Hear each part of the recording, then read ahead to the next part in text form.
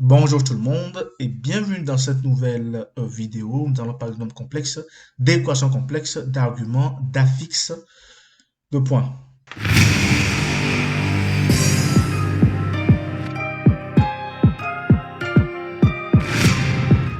Je lis l'exercice.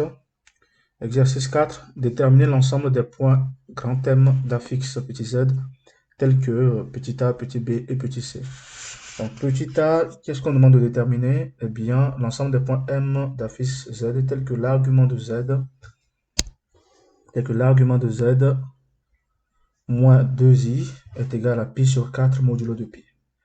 Avant de commencer d'entrer dans le vif du sujet, je vais nous faire quelques rappels dont nous aurons besoin durant toute la vidéo. Donc déjà la définition d'un nombre complexe, c'est z égale à plus ib, avec a un réel, b un réel également. A c'est la partie réelle du nombre complexe z, et b c'est la partie imaginaire du nombre complexe z. Eh bien, sa forme trigonométrique s'écrit z égale à r, facteur de cosinus θ plus sinus θ. Le module qui est r, c'est la racine carrée de la partie réelle au carré plus la partie imaginaire au carré. Le module de z tel que vous voyez ici. Ensuite, θ qui est l'angle entre le vecteur directeur de l'axe des réels et la droite passant par les points O et M. Eh bien, cet angle qui est noté θ, c'est l'argument de z. Voilà. θ, c'est l'argument de z avec le module de pi comme toujours. C'est-à-dire que lorsqu'on écrit z est égal à a plus ib et qu'on cherche l'ensemble des points appartenant en fait au segment OM, eh bien, c'est l'ensemble des points qui appartiennent au segment passant par les points O et M et incliné par rapport à l'axe des réels de vecteur unitaire U. C'est ça l'argument. Un théorème dont nous avons besoin. Pour tout point A dans la fixe ZA et B dans la fixe ZB du plan complexe, on note Z de l'affixe, on note l'affixe du vecteur AB, ZAB, que nous voyons aussi. C'est l'affixe du vecteur AB. On le note tel quel. C'est comme ça que l'on calcule l'affixe d'un vecteur. C'est similaire aux coordonnées d'un vecteur. Donc ici, on a Z de B moins Z de A. Donc Z du point d'arrivée moins Z du point de départ. Et la distance AB, c'est donc le module de l'affixe du vecteur AB, tout simplement. L'argument du vecteur AB, c'est quoi? C'est l'argument de la différence des affixes respectifs des points A et B. Lorsqu'on suppose I le milieu d'un segment AB, alors on a l'affixe de ce point I, c'est tout simplement la somme des deux affixes des extrémités divisées par 2. Autre théorème. Pour tout point A, B, C, D tel que A différent de B, C différent de D, on a l'angle entre les vecteurs A, B et C, D qui est égal à l'argument de Z de D moins Z de C sur Z de B moins Z de A. C'est encore égal à quoi? Tout simplement l'argument de Z du vecteur CD, voilà, divisé par Z du vecteur AB. Tout simplement ça. Ceci étant dit, connaissant ces propriétés, commençons la résolution de l'équation numéro A. Donc A, nous avons argument Z moins 2i qui est égal à pi sur 4 modulo de pi. Bien. Nous savons que Z c'est la fixe du point M. Donc Z c'est la fixe du point M. Soit B, le point d'affixe ZB qui est égal à 2i. Alors, l'argument de Z moins 2i, c'est tout simplement l'argument de Z moins Z de B. Sachant que Z, c'est l'affixe du point M. Et donc, c'est l'argument de Z de M moins Z de B. C'est encore égal à l'argument de Z du vecteur BM. Voilà. Et ça veut dire que lorsqu'on a l'argument de z moins 2i qui est égal à pi sur 4 modulo 2pi, ça équivaut à dire que l'argument de z de bm est égal à pi sur 4 modulo 2pi. D'après le terme que l'on vient de voir ici, l'argument de la différence de deux nombres complexes, c'est quoi? C'est l'angle entre le vecteur unitaire de l'axe des réels et le vecteur en question. C'est-à-dire que quoi? Que nous avons l'argument de z de m moins z de b qui est égal à pi sur 4 modulo 2pi. C'est tout simplement égal à quoi? Eh bien, c'est égal à l'angle entre u et le vecteur bm. C'est ce que ça signifie. Si je veux représenter tout ça dans un repère, bien, j'aurai mon repère qui est là, que je vais tracer petit pour éviter d'utiliser beaucoup trop d'espace. Je vais éviter de graduer ça pour ne pas prendre plus de temps que nécessaire. Donc, la fixe du point B, c'est 2i, c'est-à-dire que le point B est ici. Eh bien, le point B, lorsqu'on veut projeter un petit peu ce point, non, lorsqu'on veut projeter l'axe des réels sur ce point, ça donne ceci en pointillé. Et qu'est-ce que nous avons? Nous avons l'argument du vecteur BM qui est égal à pi sur 4, c'est-à-dire que le point M se trouve sur la droite qui passe par le point B et qui fait un angle de pi sur 4 avec l'axe des réels. Conclusion. L'ensemble des points M d'affixe Z tel que l'argument de Z moins 2i est égal à pi sur 4 modulo 2pi est la droite,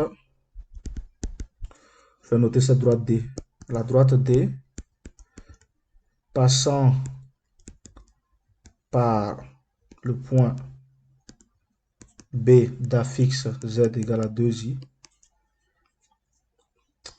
et inclinée, la droite qui est inclinée de pi sur 4 par rapport à l'axe des réels. Voilà, c'est aussi simple que ça. Deuxième équation B, argument de z bar moins i est égal à moins pi sur 3 modulo de pi.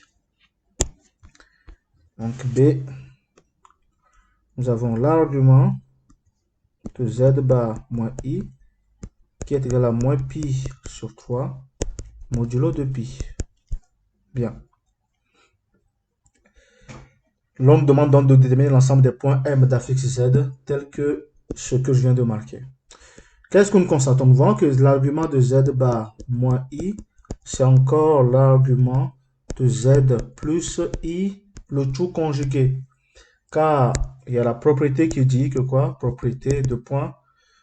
Lorsqu'on dispose de deux nombres complexes Z et Z', virgule, le conjugué de Z plus Z', c'est égal au conjugué de Z plus le conjugué de Z'. C'est la propriété que je viens d'appliquer qui m'a permis de transformer la différence entre ces deux conjugués en le conjugué d'une somme. C'est-à-dire que quoi? Que l'argument du conjugué de Z plus I est égal à moins pi sur 3 modulo de pi. Or, il y a une autre propriété qui dit que quoi? Donc, propriété 2, qui dit que lorsqu'on considère un nombre complexe Z, virgule, eh bien, l'argument de Z du conjugué de ce nombre complexe, c'est moins l'argument du nombre complexe en question, tout simplement. Avec cette deuxième propriété, qu'est-ce qu'on a? On a donc moins l'argument de Z plus I est égal à moins pi sur 3 modulo de pi. Voilà. Aussi simple que ça. On peut donc simplifier les moins, ce qui équivaut à argument de z plus i égale à pi sur 3 modulo de pi. Voilà, ça c'est la transformation de l'ancienne équation en cette nouvelle équation. Et là, nous pouvons poser. Donc, posons z de b qui est égal à moins i, virgule, l'affixe du point C. Je vais plutôt utiliser le point C, pas B. Voilà, l'affixe du point C. Eh bien, nous avons donc l'argument de z plus i, qui est donc égal à l'argument de quoi? De z de m moins z de c, tout simplement. C'est encore l'argument du nombre complexe qui représente le vecteur CM. Voilà. Et donc, c'est l'angle entre l'axe des réels et le vecteur CM en question. L'ensemble des points M d'affixe petit z tel que l'argument de conjugué de z moins i est égal à moins pi sur 3 modulo 2pi est la droite des deux passant par le point C d'affixe ZC est égal à moins I et incliné d'un angle pi divisé par 3 par rapport à l'axe des réels. Aussi simple que ça. C'est similaire à la première équation. Dernière équation, c'est l'équation C. Qu'est-ce que l'équation C nous dit? Argument de z moins 2i, pardon, qui est égal à l'argument de moins z modulo de pi. Bien, allons-y.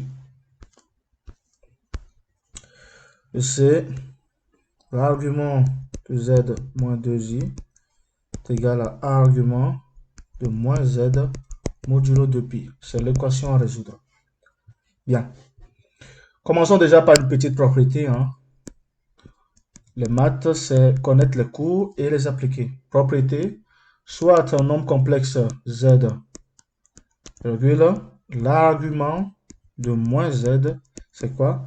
C'est l'argument de z plus pi, le tout modulo de pi, bien évidemment. Voilà. Cette propriété, nous allons l'appliquer, tout ça, nous allons l'appliquer ici. Et donc, l'équation deviendra l'argument de z moins 2i est égal à quoi? À l'argument de z plus pi modulo de pi. Aussi simple que ça. Nous allons donc ramener l'argument de z de l'autre côté de l'équation, ce qui permet d'avoir argument de z moins 2i moins argument de z est égal à pi modulo de pi. Nous avions déjà vu le théorème que je vous ai montré en début de vidéo qui nous dit que pour tout nombre a, b, c, d tel que voilà, nous avons l'angle entre les vecteurs a, b et c, d, c'est égal à l'argument de tout ça. Donc tout ce que vous voyez ici. Voilà. Cette propriété, nous allons dans ce terme, nous allons l'utiliser. Mais juste avant, nous allons écrire une propriété qui va nous aider. Donc propriété 2.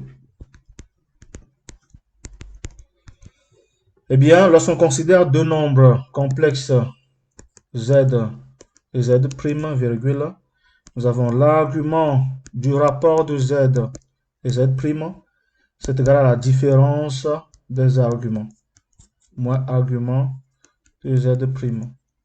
Je vais bien l'écrire. Voilà. Ça, c'est la propriété que nous allons utiliser.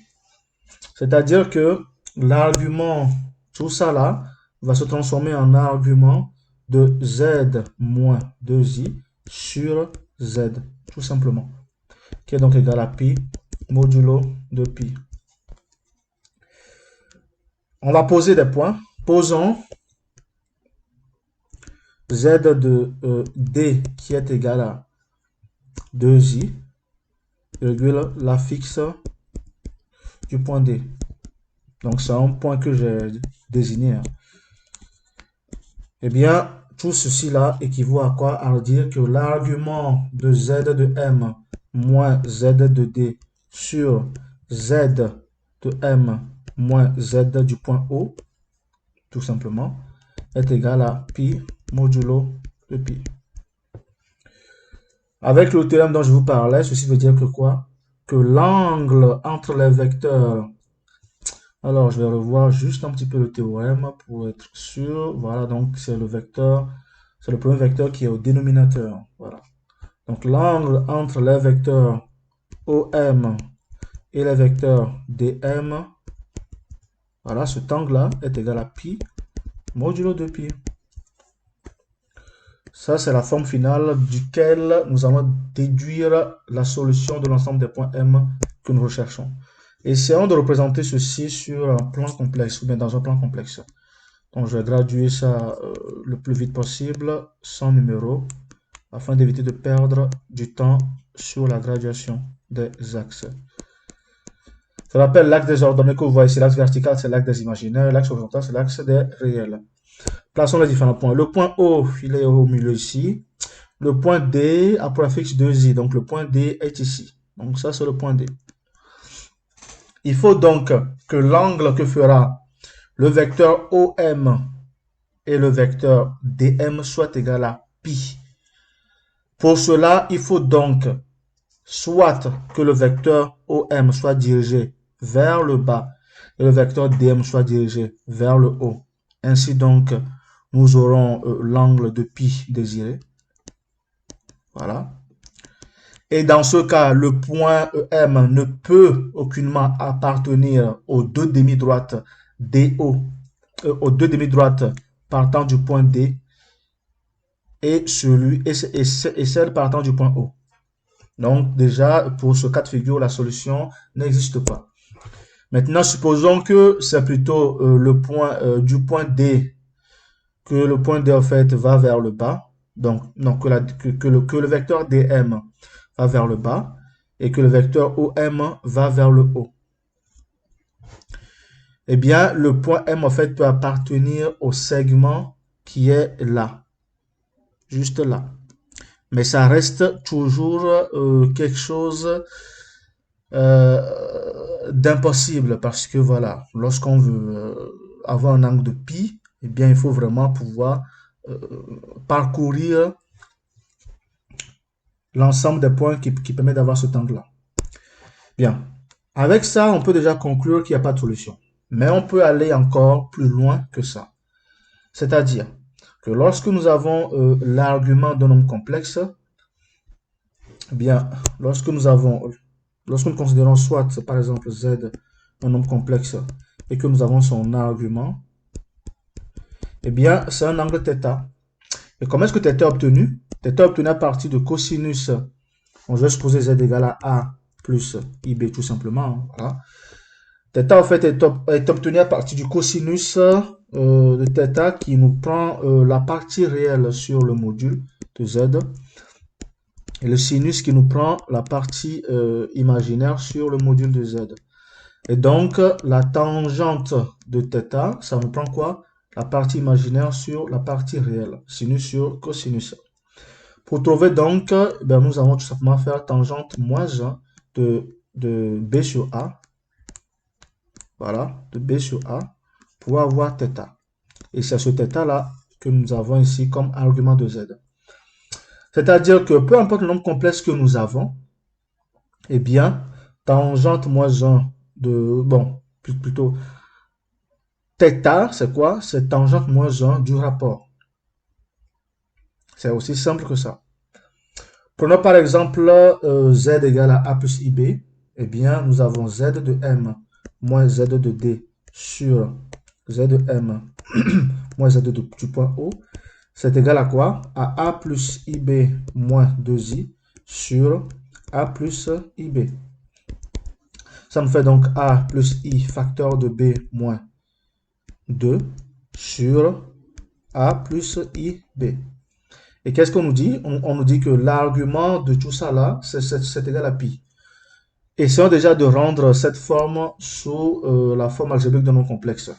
Eh bien, nous avons cette égalité qui nous dit que A plus I facteur de B moins 2, le tout multiplié par A moins IB, divisé par A plus IB facteur de A moins IB, nous permet d'avoir la dissociation de la partie réelle de la partie complexe. Donc, au numérateur, nous aurons très bien A au carré moins AIB, plus AIB moins 2IA, moins I carré B, voilà, plus 2I carré, B, plus 2I carré B, bon déjà ici c'est moins I carré B au carré, et maintenant plus 2I carré B, bien. Le tout divisé par A au carré moins I carré B au carré. Ceci nous permet donc d'écrire A au carré, voilà, donc ça je l'ai enlevé. I au carré ça fait moins, donc moins I carré B carré ça fait plus B au carré, je l'ai enlevé aussi.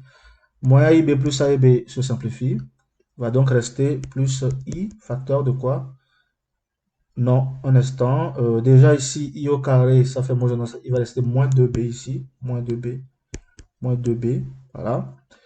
Plus 2IA, non, pardon, moins 2IA. Le tout divisé par A au carré plus B au carré.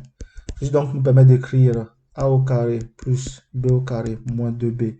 Le tout divisé par A au carré plus B au carré. Moins I facteur de 2A sur A au carré plus B au carré. Il faudrait que je fasse attention aux erreurs, donc je vais vérifier mon calcul vite fait. Donc, A au carré moins AIB. Ensuite, AIB moins I carré B carré. Moins I carré B carré, voilà. Moins 2IA. Plus 2I carré B. Très bien. Il n'y a pas d'erreur de calcul a priori. Une fois que nous avons cette forme, eh bien, qu'est-ce que nous avons? Nous avons donc tangente de Z de M moins Z de D sur Z de M moins Z de O, qui est égal à quoi? À la tangente... alors, ce n'est pas la tangente, je vais plutôt dire l'argument. Voilà. L'argument de quoi? De A au carré plus B au carré moins 2B divisé par A au carré plus B au carré moins I 2A sur A au carré plus B au carré. Voilà, ça c'est ce que nous avons. Pour trouver l'argument, on peut très bien passer par quoi? Par la tangente de θ. Donc pour avoir l'argument de ça, eh bien on peut noter l'argument de ça θ. Donc la tangente de ce θ, c'est quoi? C'est tout simplement la partie imaginaire sur la partie réelle. Donc la partie imaginaire, c'est ce que nous avons là, sur la partie réelle qui est ici. La partie imaginaire, c'est donc moins 2A. Sur la partie réelle, ça fait tout simplement A au carré plus B au carré moins 2B. Et la tangente de cet argument-là, c'est encore quoi? C'est la tangente de pi. Parce que l'on nous dit ici que l'argument de tout ça, c'est quoi? C'est pi modulo de pi. Or, lorsque nous prenons la calculatrice et que nous calculons la tangente de pi, puisque c'est sinus de pi sur cosinus de pi, ça va donner 0. Donc tout ça, c'est égal à 0. Ceci veut donc dire que moins 2A est égal à 0 et donc que A est égal à 0. A est égal à 0, ça veut dire que quoi? Que Z qui est égal à A plus IB, ça sera égal à 0 plus IB qui est égal à IB.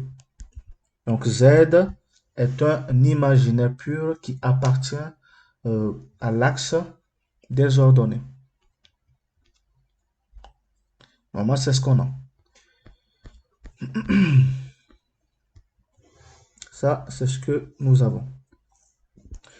Si on prend par exemple un Z que je vais prendre le Z. Dans le premier cas, dont le tracé est bleu ici, je peux prendre Z qui est égal à à 4i par exemple. Prenons z égale à 4i. Donc prenons z1 est égal à 4i. Si on prend z1 égale à 4i, qu'est-ce qu'on cherche en fait?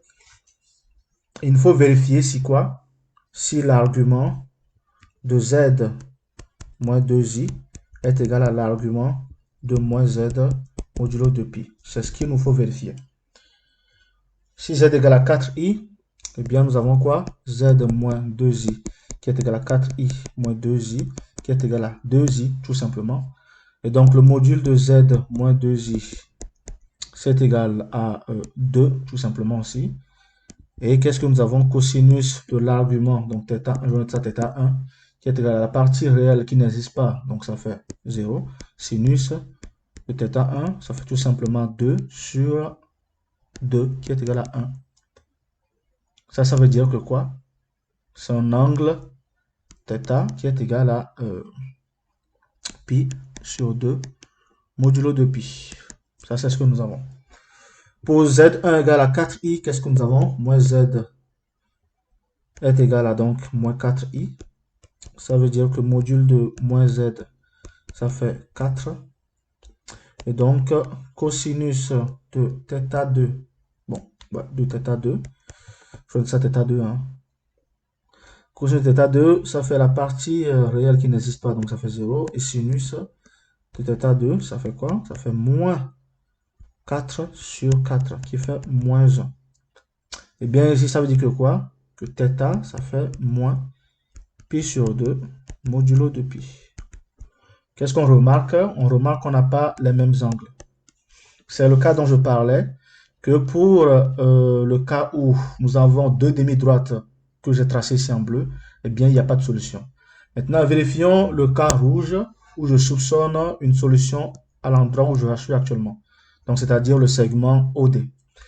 Pour cela, prenons donc, par exemple, ah oui, déjà, avant de continuer, prenons un second point pour la partie bleue, mais de ce côté, voilà, de ce côté-là, c'est-à-dire, prenons par exemple le point moins 3i. Si on prend z égale à moins 3i, donc prenons z2 égale à moins 3i, eh bien, il faut vérifier que l'argument de z moins 2i, donc z3, est égal à argument de moins z3, modulo de pi, voilà. Et donc, on va commencer par calculer z3 moins 2i, qui est donc égal à moins 5i. Le module de z3 moins 2i, ça nous fait tout simplement 5. Le cosinus de θ1, autant pour moi c'est z2, pas z3. Je suis allé trop vite en besogne. Cosinus de θ1, c'est donc la partie réelle qui n'existe pas, donc 0. Et sinus de θ1, ça fait moins 5 sur 5 qui est égal à moins 1. Et donc, c'est un angle de moins pi sur 2 modulo de pi, tout simplement. Moins z2, ça me fait 3i. C'est que module de moins z2, c'est tout simplement 3. Et cosinus de θ, tout ça, ça fait 0 parce qu'il n'y a pas de partie réelle. Et sinus de θ2, bien ça fait 3 sur 3 qui est égal à 1. Et ceci, c'est pi sur 2. Encore une fois, il y a une différence. Donc, comme je le disais tantôt, lorsqu'on a deux demi-droites, une droite vers le haut et une droite vers le bas, il n'y a pas de solution. Prenons maintenant le second cas qui est tracé ici en rouge, où nous avons cette partie-là qui peut être solution. Les points qui appartiennent à cette partie, c'est quoi? C'est le point moins 1 par exemple. Le point moins 1. Prenons le point moins 1. Prenons, donc ça c'est la partie rouge. Z3 égale à moins 1. Il nous faut donc vérifier que moins 1i, donc moins i plutôt, hein, pas moins i. Il faut donc vérifier que l'argument de z3 moins 2i est égal à l'argument de moins z3. Très bien. Z3 moins 2i, c'est égal à moins 3i. Donc, module de z3 moins 2i, c'est simplement égal à quoi? À 3. Cosinus de θ1, ça fait donc 0. Et sinus de θ1, ça fait moins 1. L'angle, c'est moins pi sur 2, modulo 2pi. Ensuite, moins Z3, ça fait donc I. Voilà. Module de moins Z3, ça fait 1. Ça veut dire donc que cosinus de θ2, il n'y a pas de partie réelle, donc ça fait 0. Sinus de θ2, ça fait tout simplement... ouais, attention, j'ai fait une bêtise. Ce n'est pas moins I, parce que dans la partie rouge, c'est plutôt I, pas moins I. Donc j'ai fait une bêtise, c'est plutôt plus I. Voilà. Donc ici, nous aurons plutôt plus 3I. Non, plus, donc ça fait I moins 2I, donc ça fait moins I, tout simplement. Module, ça fait 1. Et nous avons moins 1, donc moins pi sur 2. Ici, donc, nous avons moins Z3, ça fait moins I. Le module, ça fait 1. Nous avons également moins 1. On vient d'avoir moins pi sur 2, modulo de pi. Et bien, qu'est-ce qu'on a? On voit qu'il y a égalité, donc c'est correct. C'est-à-dire dans le cas où nous avons les deux demi-droites dans les sens inverses, eh bien, nous avons une solution. Bien. Ensuite, si on prend par exemple les extrémités en question, donc prenons Z4 qui est plutôt le Z du point D. Hein. ZD, c'est 2I. Je vais vérifier. Effectivement, Z de D, c'est 2I. Voilà, c'est ce que nous avons ici. Si on prend Z de D, eh bien si on le prend, qu'est-ce que nous avons? Si on le prend, nous avons donc Z de D égale à 2I. Et donc, Z de D moins 2I fait 0, tout simplement. Avec module de Z de D moins 2I égale à 0.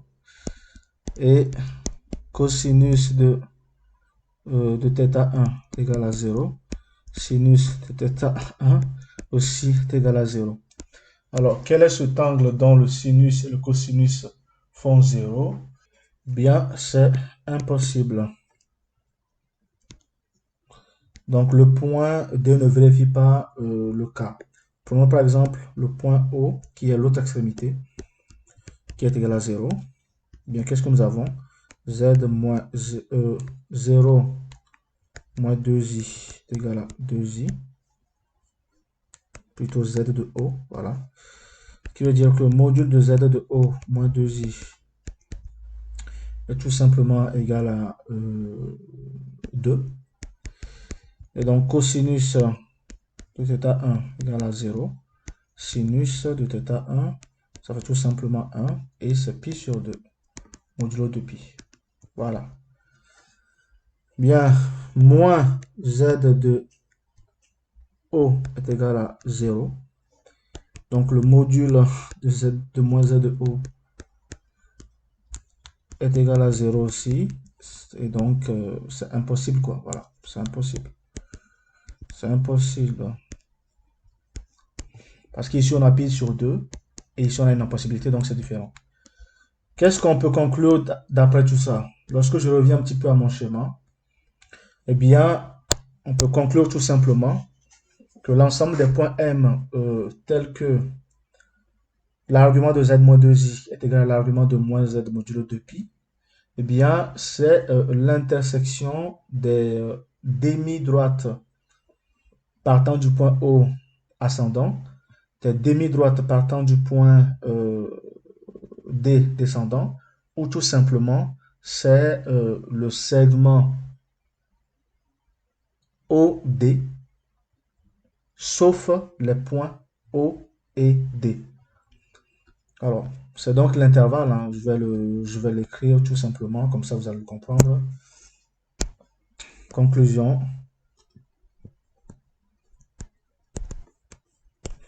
L'ensemble des points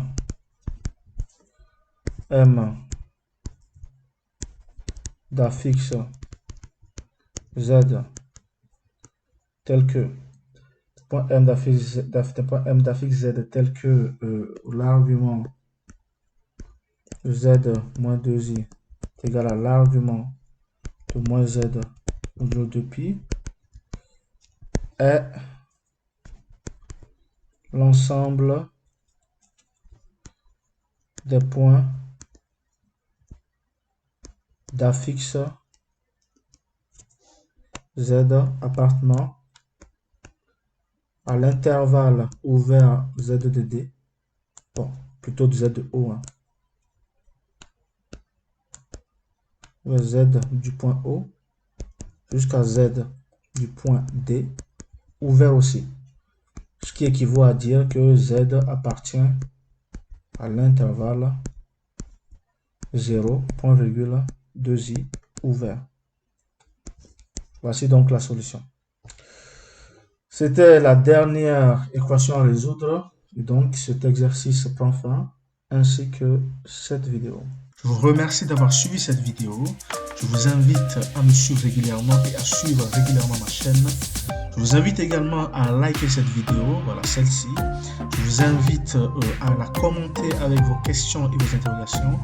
Je vous invite également à vous abonner à cette chaîne parce que vous verrez régulièrement de nouvelles vidéos qui parlent de sciences, d'études académiques et j'en passe. Je vous invite enfin à consulter la description de cette vidéo pour y voir mon adresse mail sur laquelle vous pouvez m'envoyer des exercices un peu plus compliqués et des interrogations que vous aurez du mal à mettre dans les commentaires. Merci, à bientôt.